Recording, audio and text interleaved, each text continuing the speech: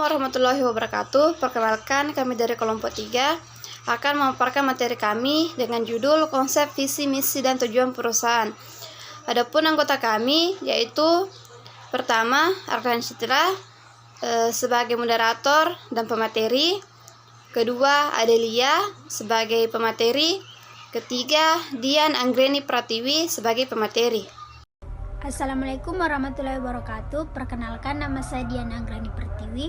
Di sini saya sebagai pemateri pertama yang akan menjelaskan tentang pengertian bisnis kecil dan jenis-jenis bisnis.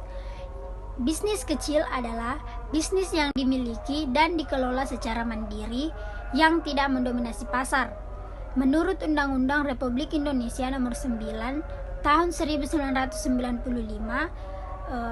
usaha kecil adalah kegiatan ekonomi rakyat yang berskala kecil dan memenuhi kriteria kekayaan bersih atau hasil penjualan tahunan serta kepemilikan sebagaimana diatur dalam undang-undang ini.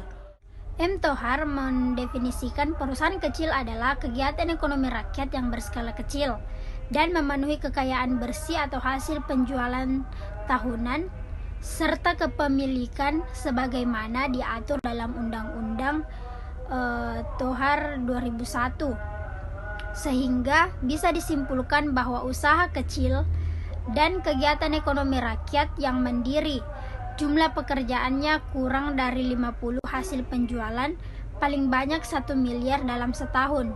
Selanjutnya yaitu tentang jenis-jenis bisnis. Yang pertama itu usaha jasa, yang artinya perusahaan jasa adalah perusahaan yang tidak menyediakan produk dalam bentuk fisik atau tidak berwujud, melainkan berupa layanan yang konsumen butuhkan.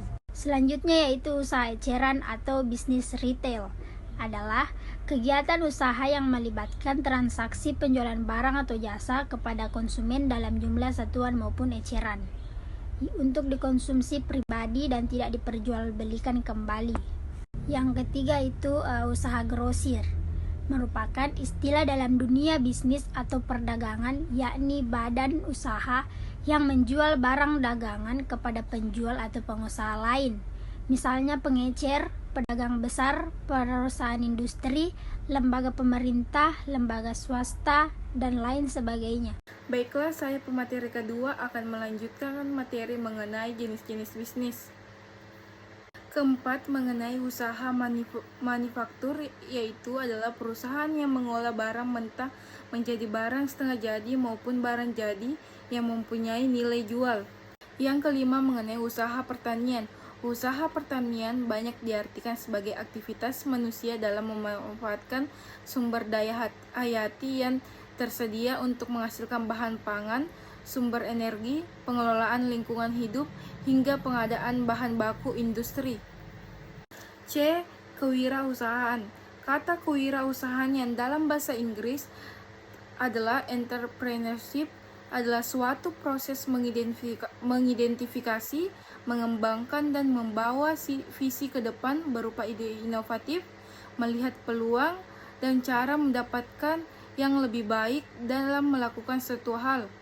Kewirausahaan adalah semangat, sikap, perilaku, dan kemampuan seseorang dalam menangani usaha atau kegiatan yang mengarah kepada upaya cara kerja, teknologi, dan produk baru dengan meningkatkan efisiensi dalam rangka memberikan pelayanan yang lebih baik dan keuntungan yang lebih besar. D. Memulai dan menjalankan bisnis. Berdasarkan pandangan Ricky dan Ronald, bisnis 1996, memulai dan menjalankan bisnis dibagi menjadi beberapa hal yang perlu diperhatikan, antara lain, pertama, menyusun rencana bisnis. Sebelum memulai sebuah perusahaan bisnis, perlu adanya rencana bisnis. Adalah dokumen yang dibuat oleh wirausahaan yang merangkum strategi bisnis untuk usulan perusahaan baru dan cara strategis tersebut dimetralisirkan. Kedua, menetapkan tujuan dan sasaran. Pelaku bisnis kecil dan wirausahaan penting menetapkan tujuan dan sasaran. Ini dilakukan untuk menentukan tujuan dari usaha yang akan dibuat, sasaran yang tepat, strategi-strategi yang harus dilakukan agar usaha yang dibuat dapat berjalan sesuai keinginan. Ketiga, peramalan penjualan digunakan untuk memperkirakan ukuran pabrik, toko memutuskan beberapa banyaknya persediaan yang harus ada dan beberapa karyawan yang harus dipekerjakan. 4. Perencanaan keuangan. Rencana keuangan merujuk pada rencana wirausahaan untuk mengubah sebuah aktivitas lain menjadi uang. Penyebab kegagalan dan keberhasilan usaha baru. Kegagalan dan keberhasilan bisnis kecil terjadi karena adanya faktor-faktor di bawah ini antara lain sebagai berikut. 1. Sebab kegagalan bisnis kecil. Pertama, tidak mampu mengelola bisnis, kurang pengetahuan. Kedua, terlalu santai menjalankan bisnis. Ketiga, tidak mampu melakukan pengawasan terhadap pegawai. Keempat, modal sangat kecil sehingga menjadi serba sulit. 2. Faktor yang mendorong keberhasilan bisnis kecil. Pertama, adanya usaha kerja keras. Kedua, produk yang dijual memang sangat dibutuhkan oleh masyarakat sekeliling. Ketiga, pemilik adalah seorang yang mampu memimpin. Keempat, adanya faktor keberuntungan, yaitu adanya titik temu antara berdoa dan berusaha. Sekian dari pemaparan materi kelompok kami. Terima kasih. Assalamualaikum warahmatullahi wabarakatuh.